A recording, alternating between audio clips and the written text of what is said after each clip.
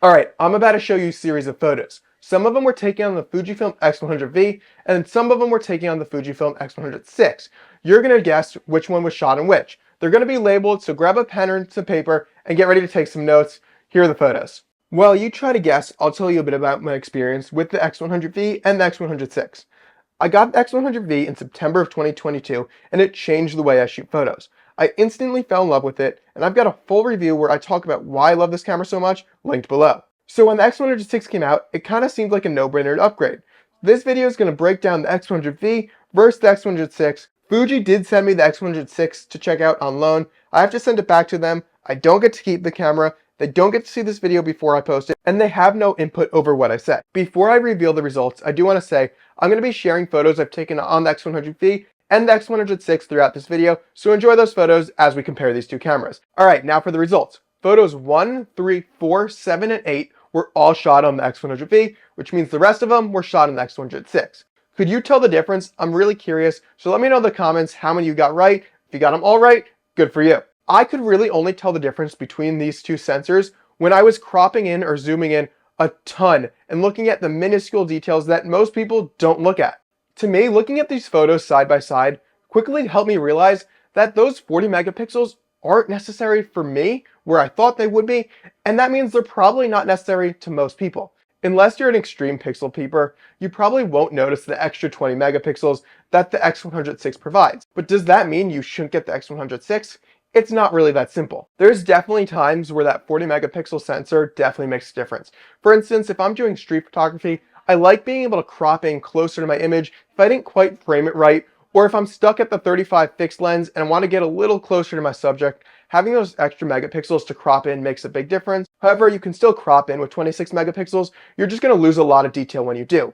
You can still tell the story through your shot, but you'll definitely see the benefits of the extra 20 megapixels, although, like I said, most people probably won't see it and you won't notice it unless you're doing these extreme crops. Basically what I'm saying is if you're a big pixel peeper and like to crop your images a ton, you're definitely going to see a benefit going with the X100VI versus the X100V.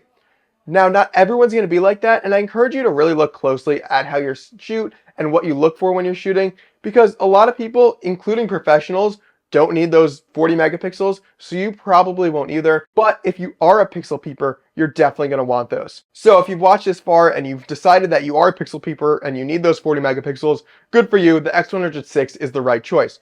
However, if you're still undecided, then we can dive a little deeper into it. I think there are two more main reasons why you choose one camera or the other. So first, let's talk about IBIS. If you don't know what IBIS is, it's when the sensor in your camera is stabilized, allowing you to get smoother footage and use lower shutter speeds without getting shutter shake in your shots. It's a super helpful tool, but it's not something you always need or use. If you're someone who likes to do a lot of handheld long exposures or shoot at night without a flash, you'll definitely see the benefits of IBIS, allowing you to use slower shutter speeds while hand-holding your camera. And if that's the case, then the X100VI makes a lot of sense for you.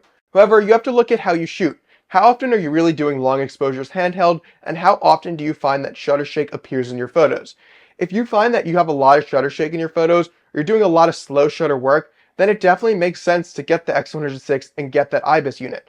However, if you don't need the IBIS unit and you're not doing a lot of long exposures handheld, or you carry around a tripod with you so it doesn't matter, the X100V may be a better value. If you don't need the IBIS, why spend the money on a camera that has it when you're not going to use it? IBIS is a great tie-in to the last reason you'd get an X100VI over an X100V, and that's video features. The X100VI is a way better video camera than the X100V, but does that really matter in this style of camera? Personally, for me, using the X100V and the X100VI, I've never wanted to use either of these cameras for video.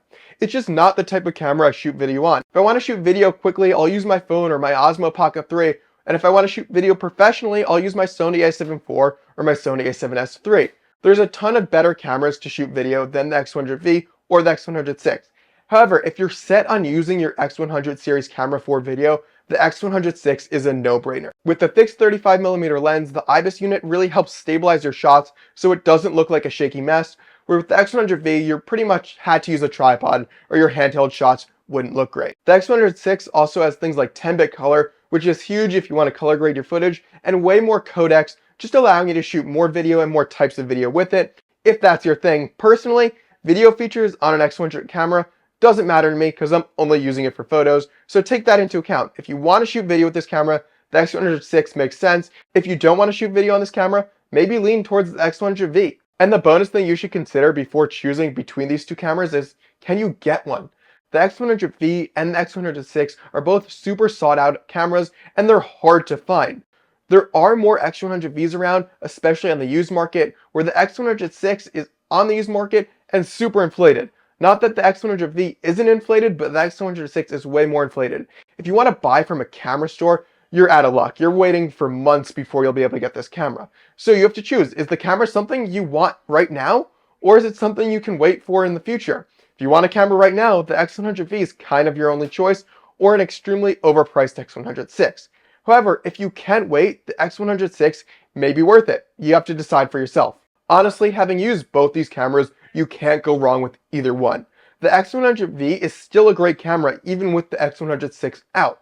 You just have to decide if those extra features the X100VI has are features you're going to actually use, or maybe you can save some money, get the camera sooner, and go with the X100V. So, which camera are you going to choose? Are you going to choose the X100V or the X100VI? Let me know below. I'm curious to know why you're going to choose the camera that you choose, so give me a little explainer on why you're choosing which one. For now, go and create some content. Thanks for watching.